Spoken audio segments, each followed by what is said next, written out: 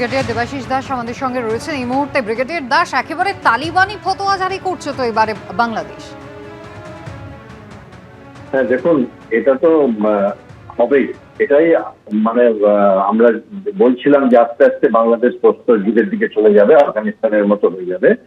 এবং এটা অফিসিয়ালি তো এইটা একটা স্ট্যান্স ওদের, যারা এখন বাংলাদেশের পিছন থেকে সব কিছু নাড়ছে কলকাঠি, যে বাংলাদেশে শাসনটা হবে চরম পন্থা শাসন, যেখানে যেটাকে আমরা বলি খিলাফত বা ক্যালিফেট, এবং তার শাসন হবে, যেখানে আগে সিরিয়াতে লেবাননে এরকম প্রচেষ্টা হয়েছে এবং এখনো চলছে। এবং তাতে নারীদের স্বাধীনতা তো খর্ব হবেই, এবং আরো অনেক কিছু হবে, যেটা একটা শাসন ব্যবস্থা।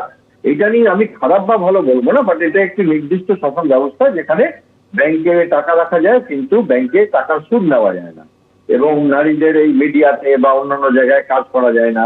সিনেমা দেখা, গান গাওয়া, মূর্তির কোন রকম মূর্তি, কোন রকম শিল্পকর্ম, যেখানে কোনো মানে সবকিছুর উপরে একটা কঠোর বিধিনিষেধ চলে।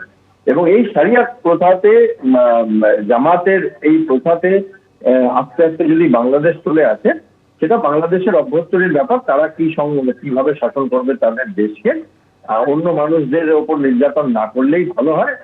কিন্তু যখন আফগানিস্তানে এটা অলমোস্ট চলে এসছে এখন, কিন্তু আমরা তো আফগানিস্তানের সঙ্গে সম্পর্ক বজায় রেখেছি।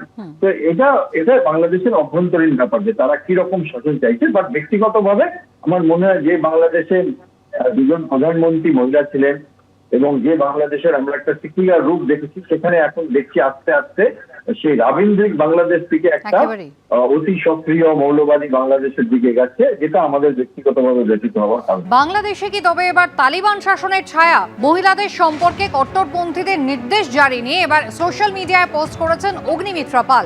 আসানসোল দক্ষিণের বিজেপি বিধায়ক পোস্ট করেছেন, বাংলাদেশে মহিলাদের বিরুদ্ধে ফতোয়া জারি করা হয়েছে, যা আফগানিস্তানের অত্যাচারী শাসনের নামান্তর। আরো ভয়ের যে এটা হয়েছে বঙ্গবন্ধু শেখ মুজিবুর রহমানের জন্মস্থান এবং শেখ হাসিনার বাড়ি গোপালগঞ্জের গোহরডাঙ্গায় কট্টরপন্থী ইসলামীরা মহিলাদের বাজারে ঢোকায় নিষেধাজ্ঞা জারি করেছে। আজ থেকেই এই ফতোয়া জারি হয়েছে। বাংলাদেশের স্বাধীনতা সংগ্রামের প্রতীক যে জেলা, সেখানে এই ধরনের পশ্চাদমুখী বিধিনিষেধ অবমাননাকর এবং উদ্বেগজনক। এক্স হ্যান্ডেলে পোস্ট অগ্নিমিত্রা পাল। আমাদের দৃষ্টি আকর্ষণ করা যাচ্ছে, আগামীকাল থেকে প্রত্যেক দোকানের সামনে পর্দার ব্যবস্থা রাখতে হবে, এবং সেই পর্দা প্রত্যেক নামাজের সময় ঝুলিয়ে দিতে হবে।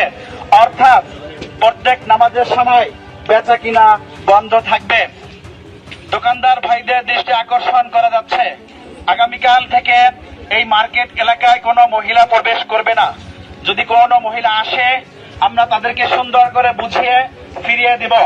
তাদের কাছে আমরা কোনো কিছু কেনা বেচা করবো না। সবাই দ্বীনি স্বার্থে নিজের আখেরাত গড়ার জন্য সেদিকে আমরা সজাগ দৃষ্টি রাখবো। এটা সাধারণ কোনো মেলা না, এটা হলো দ্বীনি মাহফিল, দ্বীনি মাহফিলের পরিবেশ।